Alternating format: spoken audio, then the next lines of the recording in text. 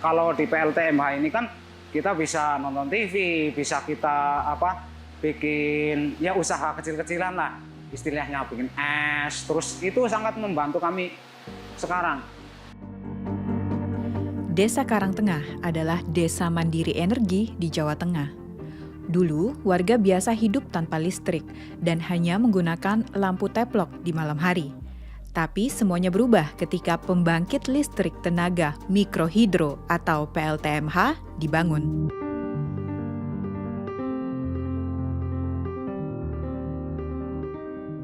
Sekilas, Desa Karangtengah terlihat seperti desa di Indonesia pada umumnya, tapi sumber energi di desa ini yang membuatnya spesial. PLN adalah pemasok listrik utama di banyak wilayah Indonesia, di mana batu bara masih digunakan untuk pembangkit listrik. Tapi, Desa Karangtengah lain daripada yang lain. Berkat PLTMH yang ditenagai arus sungai, desa yang terletak di lereng Gunung Slamet ini punya pasokan energi sendiri dan tidak bergantung dengan PLN.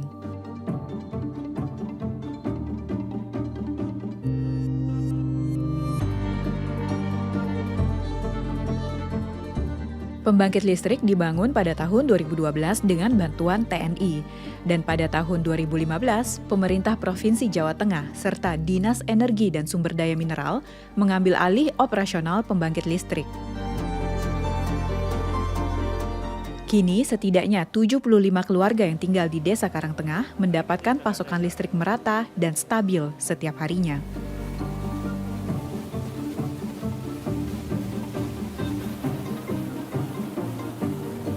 Sebelum pembangkit listrik dibangun, warga menggunakan kincir air di setiap rumah untuk menghasilkan listrik. Tapi itu tidak pernah optimal. Ketika banjir datang, kincir air rusak.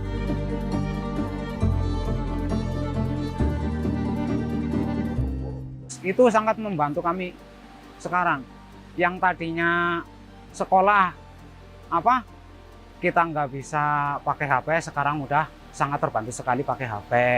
Ada wifi. Yang tadinya nggak punya kulkas, bikin es dan lain sebagainya, itu kita sudah punya. Apa yang bisa kita pelajari dari kesuksesan Desa Mandiri Energi ini? Salah satu tantangan terbesar yang dihadapi warga Desa Karangtengah adalah kepemilikan lahan. Kepala Desa Karangtengah mengakui bahwa mereka masih perlu membayar sewa beberapa jalan yang terkoneksi dengan turbin sekitar Rp2 juta per tahun. Beberapa warga khawatir pemilik lahan akan memberhentikan sewa nantinya. Jika itu terjadi, ini berarti warga akan membutuhkan lebih banyak dana untuk memindahkan pembangkit listrik. Dan perlu waktu lebih lama untuk membangun pembangkit listrik di tempat lain. Cuaca juga menjadi tantangan yang harus dihadapi warga Karangtengah. Ketika sungai meluap karena hujan deras, beberapa material seperti sampah, pasir, batu, dan dedaunan akan mengganggu alur air sungai yang melewati PLTMH. Tapi untuk itu, warga punya solusinya. Mereka membersihkan dan melakukan pemeliharaan pada seluruh PLTMH setiap 2 minggu sekali. Angin kencang juga menjadi ancaman bagi tiang listrik yang saat ini terbuat dari besi. Namun, kepala desa telah menganggarkan dana desa senilai Rp25 juta untuk mengganti tiang listrik ke yang lebih kuat, yang terbuat dari beton.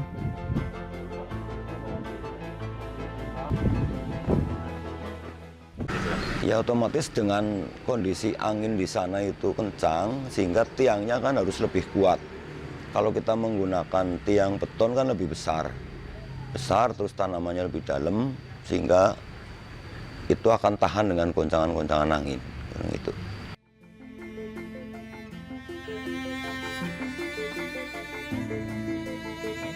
Biaya listrik beragam. Untuk listrik rumah tangga, warga membayar sekitar 25% lebih murah daripada penggunaan listrik untuk kegiatan bisnis. Satu rumah tangga biasanya membayar sekitar Rp15 hingga Rp50.000 tiap bulannya, tergantung pemakaian. Biaya ini setengah dari tarif PLN tiap bulan. Sedangkan rata-rata pendapatan warga adalah Rp1,5 juta per bulan.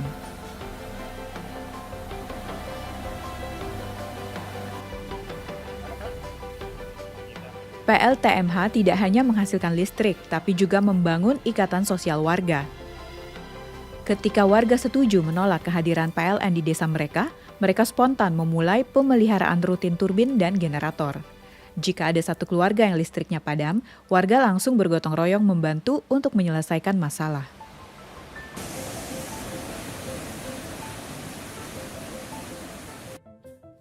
PLTMH juga menghidupkan bisnis warga setempat. Dengan adanya pasokan listrik yang merata dan stabil, warga bisa membuka warung dan mengakses internet. Warga Desa Karangtengah juga melihat adanya potensi pariwisata di desa mereka dan berharap bisa menawarkan wisata pendidikan tentang masa depan energi bersih. Edukasi dalam artian misalkan ada suatu pendidikan baik dari TK, SD atau mungkin kejuruan lainnya itu yang bisa meneliti di mana untuk memperkenalkan di mana hasil dari listrik pengolahan secara memberdayakan sumber daya alam. Mungkinkah PLTMH ini juga bisa hadir di wilayah lainnya di Indonesia?